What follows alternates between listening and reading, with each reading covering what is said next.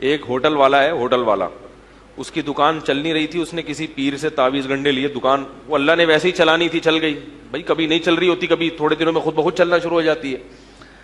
تو اب اس کو اس کے پیر و مرشد نے کہہ دیا دکان تو چلیے مگر 10 بجے دکان بند کرنا ضروری ہے, اگر نہیں بند کی تو یہ کاروبار واپس ریورس ہو جائے گا. اب اس کے ہوٹل میں 10 بجے ٹھیک ٹھاک رش ہوتا ہے, مگر وہ پیر و مرشد کی وجہ سے کیا کر دیتا ہے, بند. مجھے کسی نے بتایا کہ اتنا رش ہوتا ہے سب کسٹمر کو چھوڑ کے نکل لیتا ہے, یہ کہ پیر صاحب نے کہا ہے کہ واپس. میں نے کہا جاہل ہے بیچارہ, فارغ آدمی, اس کو بولو کہ نہ اس پیر کے تعویذ گنڈوں سے دکان چلی ہے اور نہ 10 بجے دکان بند کرنے سے کاروبار ٹھپ ہوگا. ویسے تو شریعت کا حکم ہے کہ رات جلدی سو صبح جلدی اٹھو, اس بیس پہ اگر کر رہے ہو تو ٹھیک ہے, پیر صاحب کے کہنے پہ کرنے کی ضرورت نہیں ہے. اس بیس پہ اگر کر رہے ہو بھائی رات کو جلدی سونا چاہیے صبح جلدی اٹھنا چاہیے, وہ تو ٹھیک ہے. لیکن اگر پیر صاحب نے کہہ دیا کہ 10 بجے, تو وہ پیر صاحب کو بولو بھائی بس یہ تعویذ اپنے پاس رکھو, میرا کاروبار اللہ نے چلانا تھا چلا دیا. کیونکہ اگر پیر صاحب کے تعویذ سے اس طرح بزنس چل رہا ہوتا تو پھر دنیا میں کوئی بے روزگار نہیں ہوتا. میں نے کہا یہ جو پیر صاحب ہیں ان کا اپنا بزنس اس تعویذ سے چل رہا ہے. ہاں اصل مسئلہ کیا ہے, اس تعویذ سے ان کا اپنا بزنس چل رہا ہے. تو ایسی توہمات کی دنیا میں رہتے ہیں, جینا سیکھو تمیز کے ساتھ. توہمات, جو وہمی آدمی ہے خدا کی قسم کبھی بھی سکون میں نہیں رہتا, اس کا اللہ پہ توکل تو ہوتا ہی نہیں ہے. ہمیں اللہ نے حکم دیا ہم گراؤنڈ ریئلٹی کو دیکھ کے فیصلہ کریں, پھر نتیجہ کس پہ چھوڑ دیں, اللہ پہ. دکان چلے گی تو اللہ چلائے گا, نہیں چلے گی تو بھائی نہیں چلانی تو کیا ہو سکتا ہے. پھر بھی نہ چلے تو ایک طریقہ بتاتا ہوں, میرا کمپیوٹر خراب ہو گیا تھا, چل کے ہی نہیں دے رہا تھا. بڑے بڑے دکان والوں کو ان کو دکھا دیا, جو کمپیوٹر انجینئر تھے, نہیں چل کے دیا. پھر ایک صاحب آئے, انہوں نے کہا مفتی صاحب ایک حل ہے میرے پاس, چلے گا, اس کا باپ بھی چلے گا. میں نے کہا کیسے؟ کہہ رہے نیچے بیرنگ لگاؤ, دھکا دو, چلے گا.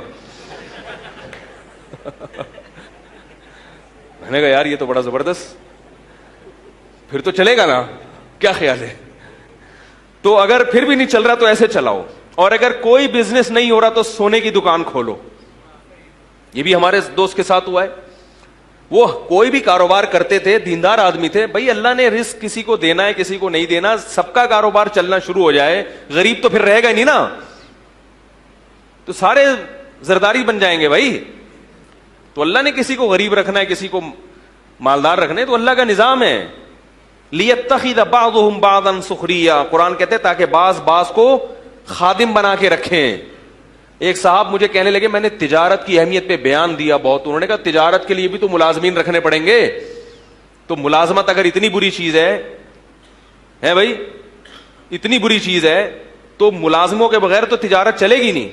میں نے کہا ہم وہی مشورے دیں گے جو آپ کے لیے بہتر ہو, باقی سارے تاجر بن نہیں جائیں گے. ہم تو کہیں گے بھائی آپ کوشش کرو تجارت کی طرف, ملازم بننے کی کوشش مت کرو, کیونکہ بہت سے لوگوں میں بڑی صلاحیتیں ہوتی ہیں, پھر بھی وہ کسی سیٹ کے بوٹ پالش کر رہے ہوتے ہیں, باس کی چاپلوسی میں لگے ہوتے ہیں, ہر وقت یس سر جی سر میں لگے ہوتے ہیں, لیٹ آنے پر ڈانٹ کھا رہے ہوتے ہیں, اور بونس کے چکر میں لگے رہتے ہیں, اور سر یس سر کرتے رہتے ہیں. بڑی اللہ نے حالانکہ صلاحیتیں دی ہوتی ہیں, تو تھوڑا سا ادھر اس طرف آؤ. جن کو اللہ نے ملازمت کے لیے پیدا کیا ہے نا وہ رہ جائیں گے, آپ کو اللہ نے ہو سکتا ہے پیدا نہ کیا, آپ خود اپنی حماقتوں سے لگے ہوئے اس میں, تو مشورہ تو اچھا ہی دیا جائے گا نا بھائی. تو کیا کہہ رہا تھا میں, سونے کی دکان کھولیں آپ. ہمارے ایک دوست تھے, کوئی کاروبار نہیں چل کے دے رہا تھا, میں ان کے پاس گیا, انہوں نے کہا یار اب اللہ کا بڑا فضل ہو گیا ہے.